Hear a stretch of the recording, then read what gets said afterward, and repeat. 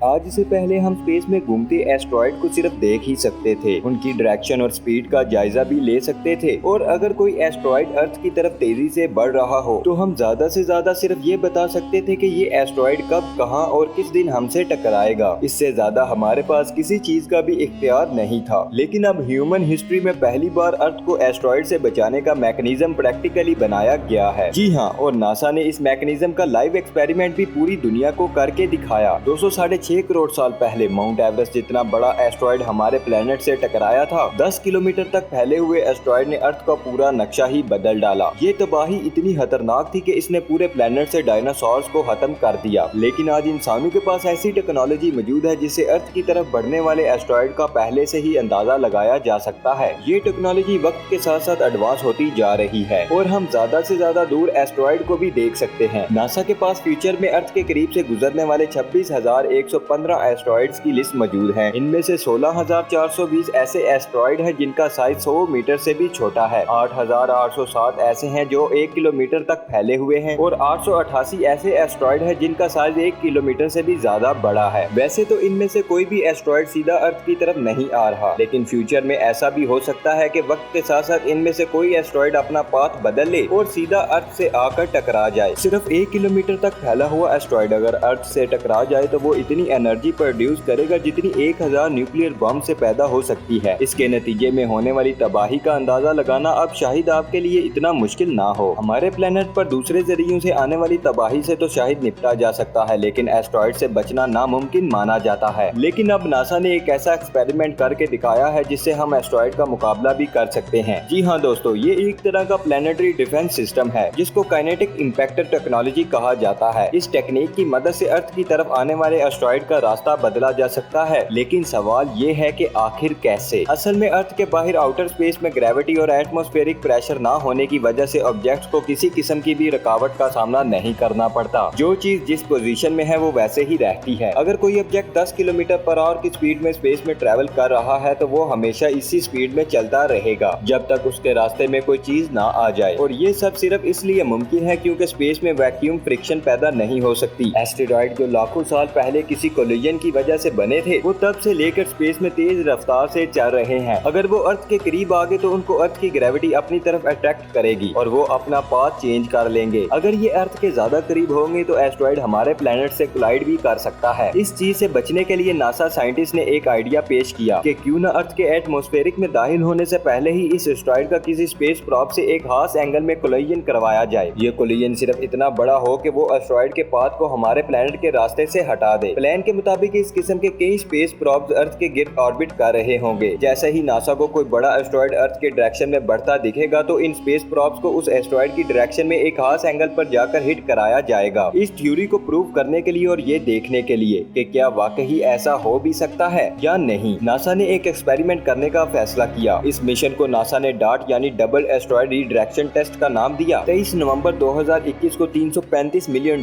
की लागत से बनाया गया dot spacecraft SpaceX falcon 9 rocket के जरिए वेंडनबर्ग स्पेस फोर्स बेस से लॉन्च किया गया। दूसरे स्पेस प्रॉप्स की तरह डार्ट में भी थ्रस्टर्स, कैमरा सिस्टम और रेडियो लिंक मौजूद था जिससे वो लाइव इमेज फीड नासा को भेज सकता है। कुछ घंटों के बाद अब ये अर्थ के ऑर्बिट में आ चुका था। नासा को अब एक सूटेबल एस्ट्रॉइड की जरूरत थी जिससे वो डार्ट को कोलाइड करवा सके। हमारे प्लेनेट से 1 करोड़ किलोमीटर दूर 170 मीटर बड़ा ये है डिमॉर्फोस, जो अपने से 5 गुना बड़े प्लेनेट को ऑर्बिट करता एक छोटा सा मून है। छोटा तो ये सिर्फ हमारे चांद के मुकाबले में है, पर असल में इसका वजन करीब 500 करोड़ किलोग्राम है, जबकि दूसरी तरफ डार्ट का वजन सिर्फ 579 केजी है। यानी इसका मास डिमॉर्फोस के मुकाबले में सिर्फ 0.0001% ही है। लेकिन जब बात हो रही हो स्पेस फिजिक्स की तो वजन से ज्यादा स्पीड मैटर करती है। नासा साइंटिस्ट ने कॉम्प्लेक्स कैलकुलेशन की मदद से ये नतीजा निकाला कि अगर डार्ट को 23,000 किलोमीटर पर आवर की स्पीड से हिट किया गया तो डिमॉर्फोस की डायरेक्शन में 1% बदलाव आ सकता है। ये तमाम कैलकुलेशन करने के बाद डार्ट को अर्थ के ऑर्बिट से निकालकर उसकी डायरेक्शन 1 करोड़ किलोमीटर दूर डिमॉर्फोस की तरफ कर दी गई। कई महीनों के सफर के बाद 26 सितंबर 2022 को जब कोलिजन में सिर्फ चंद घंटे बचे थे तो नासा ने डार्ट पर लगे कैमरा से कोलिजन की फुटेज को लाइव कर दिया। फुटेज में देखा जा सकता है कि 23,000 किलोमीटर फी घंटा की रफ्तार से बढ़ता हुआ डार्ट पहले उस प्लेनेट को क्रॉस करता है जिसके गिर्द डिमॉर्फोस ऑर्बिट कर रहा है। उसके बाद वो सीधा बढ़ता हुआ डिमॉर्फोस से जा लगता है। ये डार्ट से रिसीव होने वाली वाली डीमॉर्फोस की आखिरी फोटो है, जिसके बाद नासा का डॉट से कनेक्शन हमेशा हमेशा के लिए टूट गया। ये कोलिजन तमाम नासा साइंटिस्ट के लिए बहुत ही ज्यादा खुशी का लम्हा था। हिस्ट्री में पहली बार प्लैनेटरी डिफेंस सिस्टम का एक्सपेरिमेंट कामयाब हो चुका था। एक्सपर्ट्स का मानना है कि कोलिजन होते ही डॉट तो चकनाचूर होकर बिखर गया होगा, जबकि डीमॉर्फोस इस कोलिजन की वजह से अपने ऑर्बिट से हटकर नया ऑर्बिट अपना चुका होगा, जो कि कुछ इस तरह दिखता है।